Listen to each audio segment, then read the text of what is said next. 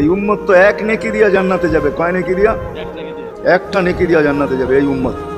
অন্য উম্মতের কথা জানি না আমি, এই উম্মত এক নেকি দিয়া জান্নাতে যাবে। নবীর একটা আদর্শের কারণে জান্নাতে যাবে। সিরত মানি আদর্শ।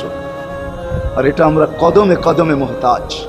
কেননা এই ছোট জীবনটা যদি গ্রহণযোগ্যতা পর্যন্ত পৌঁছাইতে হয় আল্লাহর কাছে, চাই নারী হই, চাই যুবক হই, চাই বৃদ্ধ হই, যেই মানুষই হই না কেন, যেখানেরই হই না কেন, যেই বাসারই হই না কেন, যেই বর্ণেরই হই না কেন, যেই পেশারই হই না কেন, যেই সোসাইটিরই হই না কেন, এই জীবনটাকে যদি গ্রহণযোগ্যতা পর্যন্ত পৌঁছাইতে হয় কার কাছে? দুনিয়া আলাদের কাছে না, মালিকের কাছে, যিনি এক ফোঁটা পানির থেকে অস্তিত্ব দিয়েছেন, যার কাছে আবার আমাদেরকে ফিরা যেতে হবে।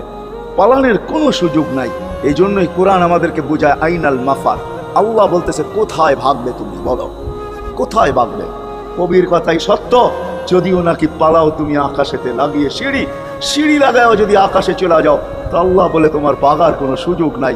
কেননা ইল্লা বিসুলতান, ওইখানেও আমার রাজত্ব, এইখানেও আমার রাজত্ব, ডাইনো আমার রাজত্ব, বামে আগে পিছে উপরে নিচে সর্বত্র আমার রাজত্ব। আমার রাজত্বের বাহিরে যাওয়ার ক্ষমতা তোমাদের নাই। দ্বিতীয় কথা এটো, আইনা আনা মাআকুম আইনা মা কুনতুম, যেখানে যাবে ওইখানে আমি সঙ্গে থাকবো, আমাকে দূর করতে পারবে না। যদি করো তাহলে তুমি থাকবে না, তোমার অস্তিত্বই থাকবে না। কেন আমাদের ভিতরে আল্লাহ নাই বটে, কিন্তু আল্লাহর একটা পাওয়ার আছে যেটাকে রূহ বলে। কুলির রূহ মিন আমরি রব্বি, আল্লাহর একটা পাওয়ার, একটা সিফত, সবচেয়ে শক্তিশালী পাওয়ার যেটা, ওটা আমাদের ভিতরে আল্লাহ ঢুকায় রাখছেন, যেটাকে আমরা রূহ বলি। কোরআনের ভাষায় রূহ বলে, বাংলা ভাষায় আত্মা বলে। যেটাকে আমরা আত্মা বলি ওটা আল্লাহর হুকুম ছাড়া কিছু না। আল্লাহ বলে ওটা মনে করে নাও আমি তোমার ভিতরে আছি, কেন এটা আমারই জিনিস। কুলির রূহ মিন আমরি রব্বি, আমাকে পৃথক করলে আর তুমি থাকবে না। তখন তোমার চক্ষু থাকবে আইন লা তানজুর, তোমার চক্ষু থাকবে দেখবে না। উযুন লা তাসমা, কান থাকবে শুনবে না। লিসান লা তানতিক, জবান থাকবে কিন্তু জিহ্বা থাকবে কিন্তু বলবে না।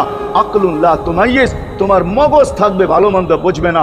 কলব লা তাতাফাক্কার, দিল থাকবে কিন্তু চিন্তা করার ক্ষমতা তোমার থাকবে না। ইয়াত লা তাবতিশ, হাত থাকবে ধরবে না। রিজল লা তামশি, পাও থাকবে চলবে না। তুমি হবে লাশ। আল্লাহ পর্যন্ত যদি গ্রহণযোগ্যতায় পৌঁছাইতে হয়, ওইখান থেকে বাহির হয়ে গেছি, ভালো তো বাসি কিন্তু আগেরটুকু জানি না।